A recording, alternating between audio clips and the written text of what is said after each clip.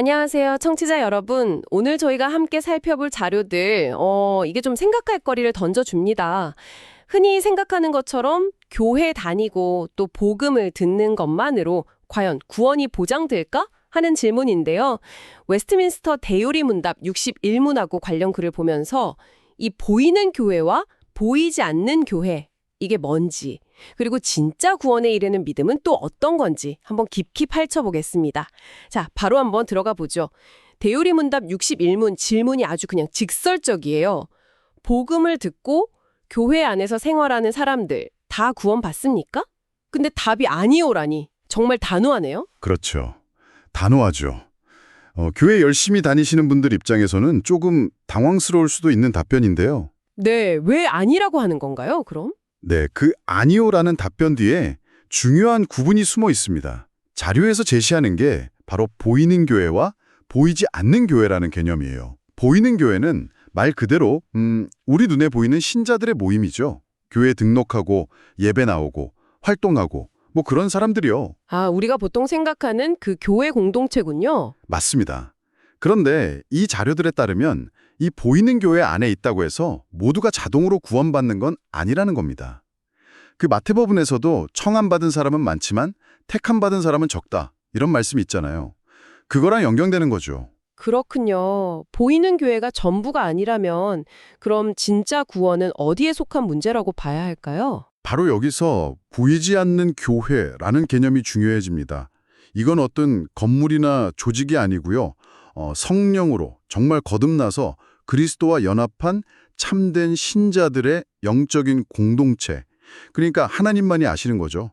보이는 교회 안에 있지만 실제로는 이 보이지 않는 교회에 속한 사람들만이 구원받는다. 이렇게 설명하고 있어요. 아하, 그러니까 단순히 귀로 복음을 듣는 거랑 그걸 진심으로 믿고 받아들이는 거랑은 완전 다른 차원이라는 거군요. 정확합니다. 그냥 머리로 아는 것, 지식적으로 동의하는 걸 훨씬 넘어선다는 거죠. 그럼 자료에서는 그 구원에 이르는 진짜 믿음은 어떤 거라고 설명하나요? 네, 대요리 문답 72항을 인용하면서 설명하는데요. 이게 성령 하나님하고 말씀이 죄인의 마음속에 일으키는 구원의 은혜라고 표현해요. 그러니까 내가 죄인이구나. 내 힘으로는 절대 안 되는구나. 이걸 깊이 깨닫는 거고요. 자기 기참함을 인정하는 거네요? 네. 그리고 나서 오직 복음이 말하는 예수 그리스도, 그리고 그분의 의의를 받아들이고 전적으로 의지하는 것. 그런 마음의 변화와 결단을 포함하는 거죠. 요한복음에도 나오잖아요. 듣기는 들어도 깨닫지 못하고 보기는 보아도 알지 못하는 사람들이 있다고. 이게 바로 믿지 못하는 상태를 말하는 거거든요. 알겠습니다.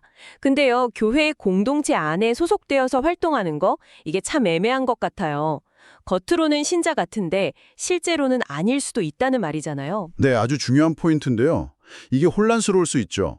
그래서 자료가 예를 드는 게 고린도전서 10장에 나오는 이스라엘 백성들이에요. 그들 구름기둥 인도 받았죠.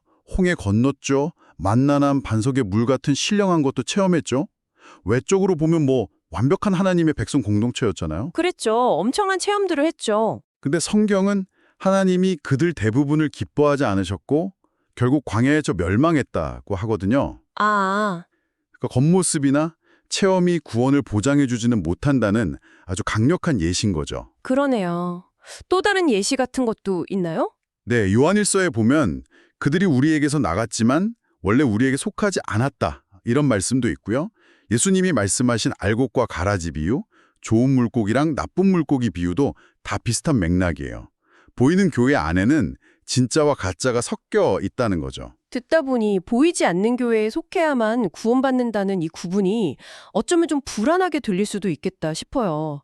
내가 진짜인가? 다른 사람은? 이렇게 판단하게 될 수도 있고요. 왜 굳이 이런 구분을 하는 걸까요? 네. 그게 참 중요한 질문인데요. 여기서 자료가 강조하는 건 이 구분의 목적이 절대 불안감을 주거나 서로 핀단하라는 게 아니라는 겁니다. 오히려 세 가지 정도의 목적이 있다고 설명해요.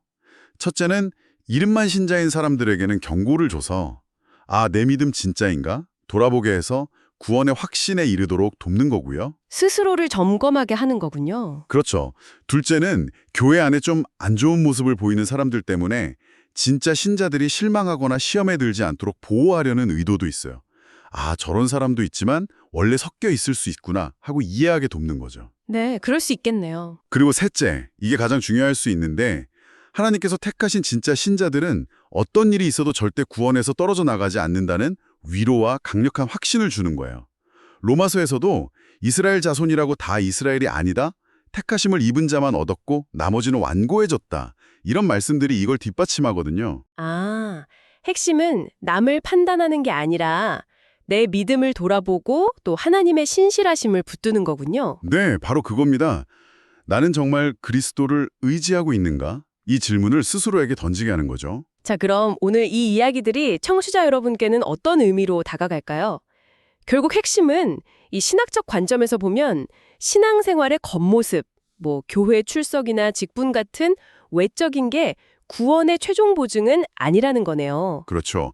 그보다는 보이지 않는 내면의 진실함, 그러니까 성령님이 우리 안에서 일으키시는 그 믿음으로 정말 그리스도를 붙들고 있느냐, 이게 중요하다는 강조로 봐야겠죠. 공동체로서의 보이는 교회와 개인의 내적 실제인 보이지 않는 교회 사이에 어떤 건강한 긴장감을 이해하는 게 필요하겠군요. 네, 맞습니다. 이게 다른 사람을 판단하기보다 각자 자기 믿음의 깊이를 돌아보게 만드는 그런 효과가 있는 것 같아요. 네. 오늘 나눈 내용을 바탕으로 청취자 여러분 스스로에게 한번 질문을 던져보시면 어떨까 합니다.